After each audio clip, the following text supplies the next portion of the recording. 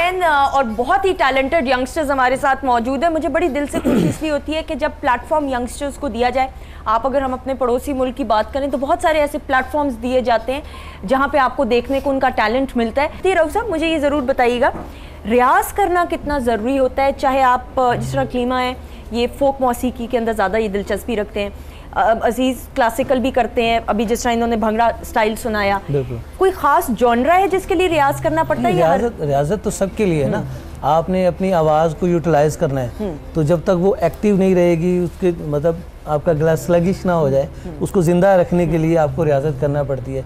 फिर म्यूज़िक के साथ आप अटैच रहेंगे तो आपकी सुर की सेंस बढ़ती रहेगी, रिदम की सेंस बढ़ती रहेगी, वरना उससे माइंड हट जाता है। तो रियाजत करते रहेंगे, उससे आवाज़ की रेंज भी बढ़ती है। लेकिन पढ़ाई के साथ कैसे फिर बंदा करे ये जो ट्रेनिंग? कुछ भी नहीं होता। देखें, ये भी मैं चैनल पे एक बात बताना चाह रहा हूँ कि ज़रूरी नहीं है कि आप 10 घंटे रियाजत करें। आप अगर 1-2 घंटे मुसलसल रोज बैठ के करें तो मेरे ख्याल में वो काफ़ी है। अच्छा अकीमा, तुम बताओ, तुम कितना करती हो? पढ़ाई भी कर रही हो साथ साथ, तो किस तरह मैनेज करती हो? मैनेज करना वैसे इतना मुश्किल नहीं होता। अगर शाम को आप बैठ जाओ, मतलब अगर आप सोने का 1 घंटा निकाल लें तो वो आप घंटा आप रियाज कर लें। ऑल इट टेक्स इज कि आपका गला उसमें रवानगी में रहे, मतलब इतना वो मसला ना हो। टाइम होता है खास कि तो सुबह को करना होता है, रियाजत करनी होती है? सुबह जब आप उठते हैं तो आपकी वेन्स बिल्कुल हो जाती हैं, एक तरह की स्लो हो जाती हैं, उससे आप आवाज़ की रियाजत करें तो अगर सुबह में आपने रियाजत की है तो दोपहर के वक्त में आपकी आवाज़ और उससे ऊपर चली जाएगी। ये उसका फ़ायदा होता है, एक फ्रेश माइंड के साथ आप रियाजत करते हैं। तो लेकिन अगर वो सुबह का टाइम नहीं मिल रहा तो किसी वक्त भी करें, लेकिन करें, करना चाहिए। एक पॉइंट ऐड करना चाहता हूँ, जब इंसान ठान लेता है ना कुछ करने की, तो फिर सब कुछ हो जाता है। नहीं, मैं ये कहना चाहती हूँ कि ये कोई दवाई तो है नहीं, ये हमारा शौक़ है। हमारा जब अपने शौक़ के लिए इंसान करता है तो ये कोई मुश्किल चीज़ नहीं है कि रियाजत करें, बल्कि हमें तो और मज़ा आता है रियाजत करने में। कितना सीरियस होता है ईमान इस बिज़नेस को लेना, इस प्रोफेशन, अगर आपने इसको प्रोफेशन बनाना है। हंसी मजाक के लिए तो गा लिया तो वो कोई बड़ी बात नहीं, लेकिन अगर आप इसको सीरियसली परस्यू करना चाहते हो, कितना मोटिवेशन की ज़रूरत है? इसमें आपको सबसे पहले ये आता है कि आपको शौक़ होना चाहिए। अगर आपको शौक़ है तो आप वो काम कर सकते हो, अदरवाइज़ नहीं कर सकते। तो मेरा शौक़ है, मैं बीमार भी हूँ तो मैं स्टूडियो चली जाती हूँ, और जब मैं लगी हो जो मर्जी हो मैं स्टूडियो चली जाती हूँ, मैं ठीक हो जाती हूँ। अच्छा, तो नर्स तो पीछे पीछे भागती हूँ? नहीं, नर्स नहीं पीछे, टीके का टाइम हो रहा है भाई। अच्छा, तो ये है कि मुझे म्यूजिक से इतना लगाव है कि मैं उधर जाती हूँ और ठीक हो जाती हूँ। नहीं, ये पैशन है जो ये पैशन है हर किसी के अंदर होना चाहिए, चाहे आप म्यूजिशियन हैं, चाहे परफॉर्मिंग आर्ट्स की किसी फील्ड से ताल्लुक़ रखते, कोई किसी भी शोबे से, आप डॉक्टर हैं, आप इंजीनियर हैं, एनीथिंग, आप होस्ट हैं, आपके अंदर पैशन होगा जुनून की हद तक आगे बढ़ने का, तो जाके आप सीरियसली परस्यू बिजनेस को कर सकते हैं, उस प्रोफेशन को, और आगे बढ़ सकते हैं। अच्छा, मुझे ये ज़रूर बताइए, बल्कि आप बताइएगा कि कितना टाइम आप निकाल पाते हो अपने लिए? अब म्यूज़िक इंडस्ट्री या म्यूज़िक की अगर आप बात करते हो तो वो तो फुल टाइम बिजनेस है। बिल्कुल। अपना और फैमिली के साथ टाइम निकालना कितना ज़रूरी होता है? सबसे पहले हम थोड़ा सा टाइम फैमिली के लिए निकालते हैं, थोड़ा सा भी, कभी ज़्यादा भी निकाल लेते हैं, लेकिन ज़्यादा टाइम जो है वो म्यूज़िक को देते हैं, क्योंकि कुछ और भी ज़िंदगी के मामलात होते हैं जो के साथ लेके चलने होते हैं। तो कभी ऐसा हुआ फैमिली ने कहा कि यार नहीं, ये तो तुम लड़कियां हो? अल्लाह का शुक्र है, फैमिली जो है वो इतनी सपोर्टिव है हमारे लिए। वो कहते हैं कि नहीं, आप लोग अपना काम करो, हम घर संभाल। बल्कि अम्मी पास बैठी रहती हैं हमारे हर वक्त, और अम्मी से बहुत डर भी लगता है क्योंकि बहुत बारीक सुनने वाली हैं, वो हमारी गलतियाँ निकालती रहती हैं। अच्छा, और अम्मी पास होती हैं। अम्मियों की गलतियाँ जो है ना वो सही होती हैं, अम्मियाँ जो। और मैं एक बात ज़रूर, रऊफ साहब वुड एग्री विद मी, मेरा बड़ा स्ट्रॉन्ग बिलीफ है, ऑडियंस में भी जितनी माएँ बैठी हैं, कि माँ की दुआ अगर आपके साथ, सही बात, बिल्कुल, बड़े बुजुर्गों की अगर आपके साथ दुआ हो तो फिर वो बच्चा, मैं कहती हूँ दुनिया की कोई ताकत उस बच्चे को आगे बढ़ने से नहीं रोक सकती। माँ बाप की दुआ लेना बस बहुत ज़रूरी है, ये बहुत इंपॉर्टेंट है।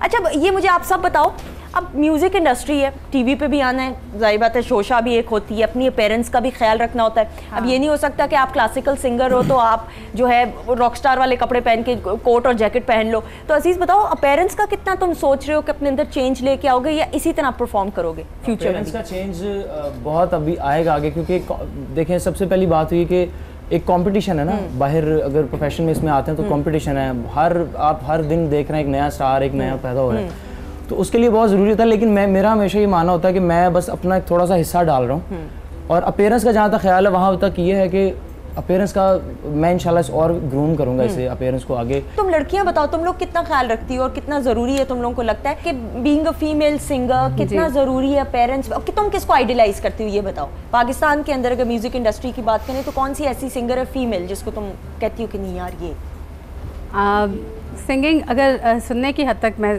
कहती हूँ तो मुझे इस वक्त जो गा रही हैं उनमें शाजिया मंजूर बहुत पसंद है, और वैसे तो मैडम नूरजहां साहिबा जो हैं वो मेरी ऑल टाइम फेवरेट। मैडम की तो क्या बात है, और मैडम नूरजहां की अगर हम बात करें तो उनकी तो अपीयरेंस की भी मैं बात वाकई। अच्छा, एक्सप्रेशंस भी उनके वो तो फिर डबल हो जाता है ना, आपके पास सुर भी इतना कमाल है और आपकी पर्सनैलिटी भी, आपकी ग्रूमिंग, वो तो फिर अल्लाह की देन है जिसको अल्लाह ताला। ये होता है कि सुनने में भी मैं सीख रही होती हूँ कि क्या किसने कैसे गाया है, जिसका भी सुनती हूँ कोई खास नहीं है, जो अच्छा गा रहा है ठीक है, उसमें से कुछ ना कुछ मैं ज़रूर अडॉप्ट कर लेती हूँ कि ये चीज़ अच्छी करने की कोशिश करती हूँ। व्हाट अबाउट यू, आपकी कौन है फेवरेट सिंगर इस वक्त? मेरी मैडम नूरजहां, और इसके अलावा शाजिया मंजूर और आबदा परवीन बहुत ज़्यादा। तो बिल्कुल तो ये बहुत अच्छी लगती है मुझे, इनकी जितने भी सॉन्ग हैं हाँ बहुत अच्छे लगते हैं। बिल्कुल। अकलीमा, व्हाट अबाउट यू? ऑब्वियसली आपको मैंने जैसे पहले बताया आबदा परवीन और इस तरह के बहुत, लेकिन मेरे लिए ज़्यादा पर्सनालिटी मैटर्स, कि व्हेन यू सिंग आपका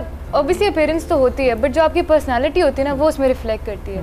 आप जो गा रहे हो आप उसको समझ के गा रहे हो, वो जो लिसनर होता है उसको समझ आती है कि आप क्या कन्वे करना चाह रहे हैं। So that is the most important thing कि आप जो गा रहे हैं आपको पता हो कि आप क्या गा रहे हैं। Specially when I am singing Sufi, मैं I keep it in view कि मुझे पता हो कि मैं क्या गा रही हूँ, which is the most important thing. And there has to be a direct contact with the audience when you're singing, because your genre is a bit difficult one and a serious business. Pop के अंदर तो फिर भंगड़ा हो जाएगा, फोक के अंदर बहुत पोइज और काम से मतलब आपने कन्वे करना है, you have to have serious expressions as well. So I think आपने जो बात कही है आपकी परफॉर्मेंस होगी, आप क्या सुनाने वाली है हमें? मैं मिस आबदा परवीन का तेरे इश्क नचाया जो उनका कलाम है वो मैं प्रेजेंट करना प्लीज आइए।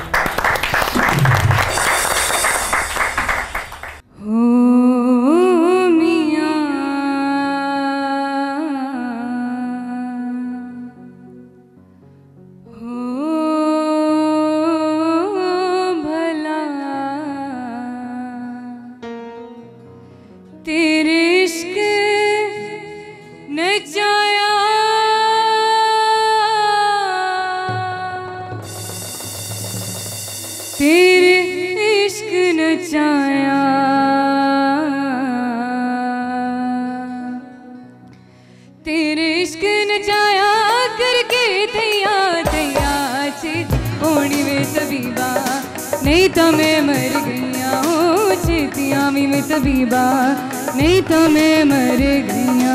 तेरे इश्क नचाया, तेरे इश्क नचाया, तेरे इश्क नचाया करके दैया दैया चेती होनी में तबीबा, नहीं तो मैं मर गईया हूँ चेतियाँ में तबीबा, नहीं तो मैं मर गईया।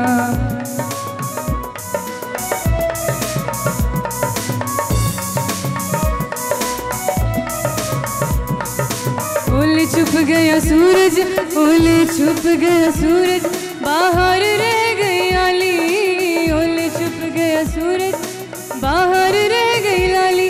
वे मैं सदके हूँ माँ देवे मुड़ जे वखाली, वे मैं सदके हूँ माँ देवे मुड़ जे वखाली।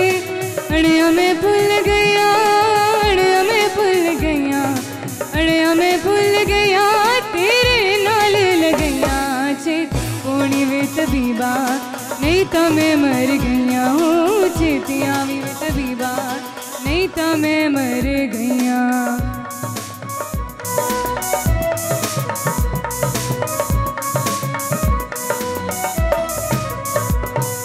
तेरे इश्क ने डेरा, तेरे इश्क ने डेरा मेरे दिल विच कीता, तेरे इश्क ने डेरा।